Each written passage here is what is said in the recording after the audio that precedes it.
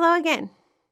Now that we've introduced you to sitemaps, let's discuss another method for controlling how search engines crawl your website and discover new content.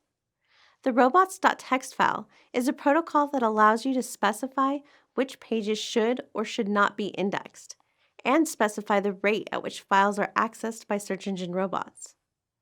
In this lesson, we'll learn about the importance of these files, but also recognize their limitations.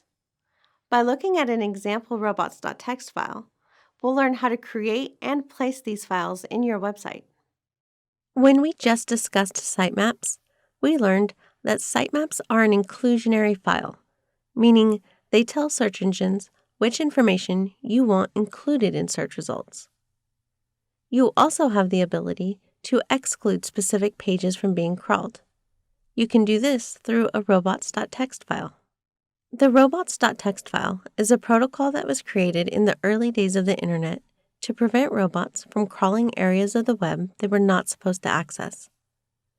That protocol today is often referred to simply as robots.txt. This is a simple text file that can be uploaded to your server. If a robot wants to visit a page on a website, let's say example.com/blue widgets, the robot will first go to the website's robots.txt file. This file will be located at example.com/robots.txt. Search robots will then check to see if there are any instructions prohibiting it from crawling that page. It's important to note that while robots.txt files provide search engine bots with your preferences for what should or should not be crawled, robots can choose to ignore information in this file.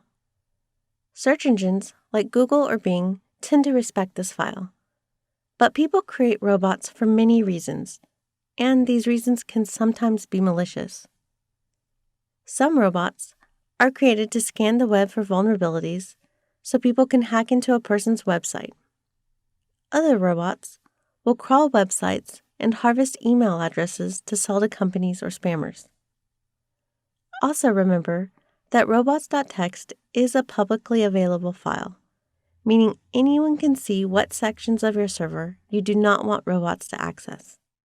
For example, we can view the robots.txt file of UC Davis Extension's website. If you go to extension.ucdavis.edu/robots.txt or robots.txt, you can see what their robots.txt file looks like. If you take a look at their file, you will see a couple different areas that provide key information to search engine crawlers. First is the introductory text that explains what the robots.txt file is. This information isn't necessary, but many website content management systems include this information by default. You will also see here that the file points out that these instructions will be ignored unless it is placed at the root of your host.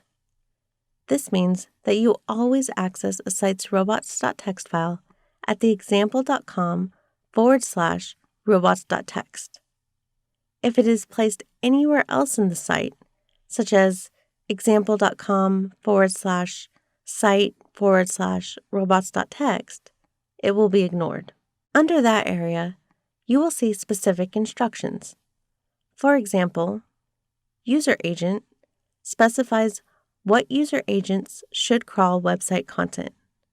For example, you can set up specific instructions for Google, Bing, or Yahoo.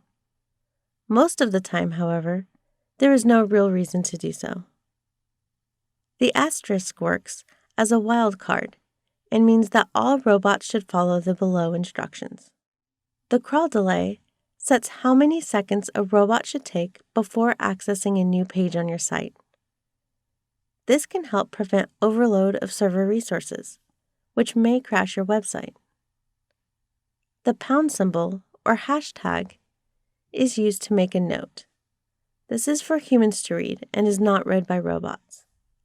In this example, it's a note by the webmaster to remind himself or other webmasters that the below items are specific directories of the site. The disallow directive instructs robots not to crawl the content it is referencing.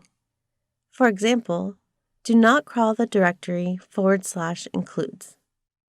So now that we know what the asterisk and disallow directives mean, if we wanted to exclude robots from accessing our entire site, we would simply enter the instructions user agent followed by an asterisk, and then on a new line, we would enter disallow followed by a /.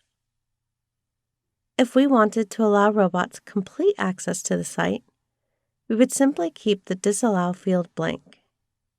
For example, we would simply enter user agent followed by an asterisk or wildcard, and then on a new line, type disallow and not include any information after that.